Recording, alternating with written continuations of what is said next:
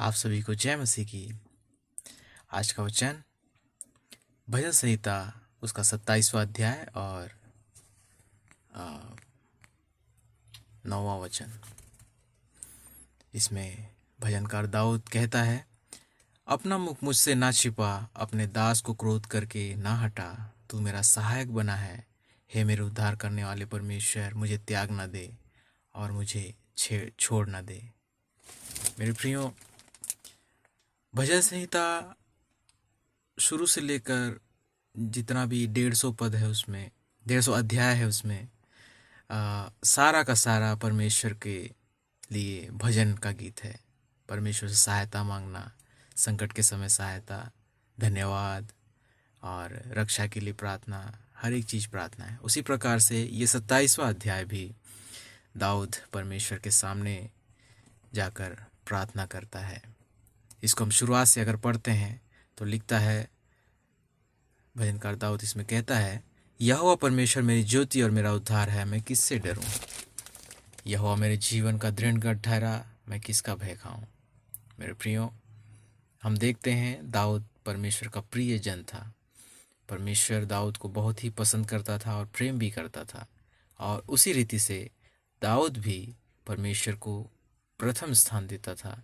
और जब भी वो यहोवा के सामने जाता तो अपने आप को शून्य करके और परमेश्वर को महान करके वो जाता था। यहाँ पर पहला में लिखता है, मेरी ज्योति और मेरा उद्धार है, और लिखता है, यहोवा मेरे जीवन का दृढ़ गढ़ ठहरा, मैं किसका भय खाऊं। मेरे प्रियो, सारा कुछ दाऊद ने यहोवा के ऊपर सौंप दिया। इस एक लाइन से हम जानते हैं।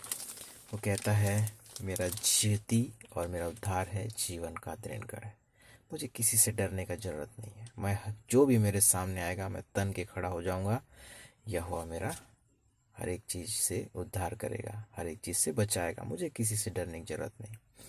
यहाँ पर बताता भी है कि जब कुकर्मियों ने जो मुझे सताते थे और मुझी से बैर रखते थे, मुझे खा डालने के लिए मुझ पर चढ़ाई की, तब वे ही ठोकर खाकर गिर पड़े।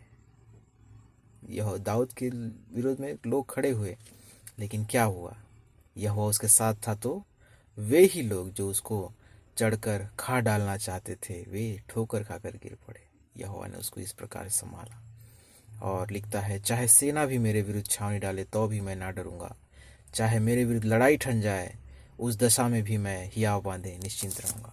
मेरे प्रियो, ये जो लाइन है, मैं हियाव बांधे निश्चिंत रहूंगा, निश्चिंत रहूंगा, कोई फिक्र नहीं।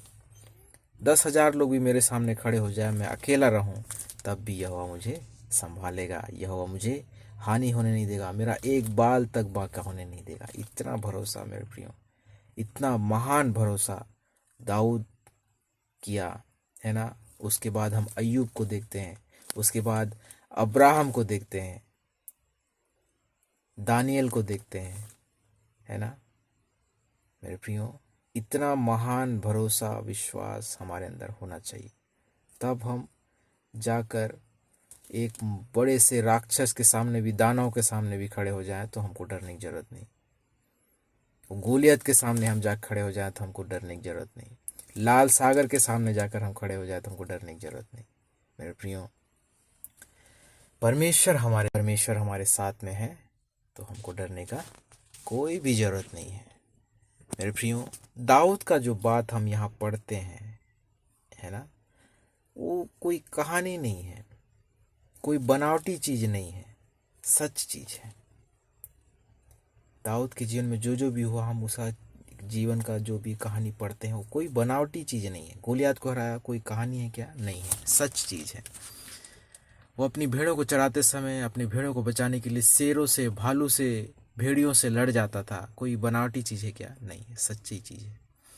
मेरे प्रियो, जो सच है उस चीज से हमको प्रेरित होकर सीखने का जरूरत है। और 5वां पद में हम देखते हैं, क्योंकि वह तो मुझे विपत्ति के दिन अपने मंडप में छिपा रखेगा, अपने तंबू के गुप्त स्थान में वह मुझे छिपा लेगा और चट्टान पर चढ़ाएगा। जब मुझ पर विपत्ति आएगी तब वह अपने मंडप में छिपा रखेगा। मंडप की बात यहाँ पर आई तो मेरे प्रियो, हम पुराने नियम में देखते हैं, मंडप यानी कि जो प्रार्थना का तंबू होता था उसका गुप्त स्थान का यहाँ पे बात किया गया है। गुप्त स्थान इसलिए कि वहाँ पर सब लोगों को जाने का आज्ञा नहीं था। केवल जो चुने हुए अभिषेक किए हुए लोग होते थे, महायाजक, याजक, यही लोग ही जा सकते थे। वो लोग भी बहुत डर और भय के साथ में जाते थे, है ना। पिछले वीडियोस में भी हमने बात किया कि उसका ड्रेस ऐसा होता था कि उसमें घंटी लगा होता था, चलने फिरने से आवाज़ होता था, तो बाहर के लोग जानते थे कि वो जीवित है। और उसके कमर में रस्सी बांधा जाता था कि किसी कारण उससे पाप हुआ हो या हुआ उससे नाराज होकर उसको मौत का दंड उसको मिल जाए तो उसको बाहर निकाल सके, क्योंकि आम आदमी ऐसे कोई जाएगा तो उसको भी दंड मिलेगा, क्योंकि परमेश्वर ने चुना नहीं है और वो क्यों अंदर, कैसे अंदर घुस पाएगा, है ना। तो ऐसा उस मंदिर या तंबू के अंदर जाने का नियम था। लेकिन दाऊद ये कहता है कि विपत्ति जब मुझे पड़ेगी तो मुझे उस स्थान पर परमेश्वर शरण देगा, क्योंकि याजक महायाजक तो परमेश्वर के चुने हुए होते थे। दाऊद भी परमेश्वर का चुना हुआ था, तो चुना हुआ है तो उसको भी जाने का पूरा हक है। और लिखता है, अब मेरा सिर चारों ओर मेरे शत्रुओं से ऊंचा होगा, मैं यहोवा के तंबू में जय जयकार के साथ बलिदान चढ़ाऊंगा। मेरे सामने जो जो भी खड़े होते हैं, मेरे शत्रु जितने भी मेरे विरुद्ध में खड़े होते हैं, सबसे ऊंचा करेगा मेरा सिर को, और मैं यहोवा के तंबू में बलिदान चढ़ाऊंगा। क्यों? क्योंकि यहोवा ने उसके जीवन में कार्य किया। धन्यवाद बलि चढ़ाऊंगा, उसका भजन गाऊंगा। और सातवां में, हे यहोवा मेरा शब्द सुन, मैं पुकारता हूँ, तू मुझ पर अनुग्रह कर, मुझे उत्तर दे। यहोवा से वो प्रार्थना करता है, मुझ पर अनुग्रह कर, मुझे उत्तर दे। मेरे प्रियो, दाऊद के जैसा भक्ति हमारे जीवन में अवश्य ही होना चाहिए। अय्यूब के जैसा ठहराव, विश्वास, इतना सारा चीज उसके ले लिए, है ना। इतना भक्ति विश्वास हमारे जीवन में होना चाहिए मेरे प्रियो, तभी हम परमेश्वर के प्रिय बनेंगे। हम केवल बाइबल पढ़ते हैं, चर्च जाते हैं, 2 घंटा हम वहाँ समय बिताते हैं और गीत गाते हैं, ये चीज़ मेरे हिसाब से काफ़ी नहीं है।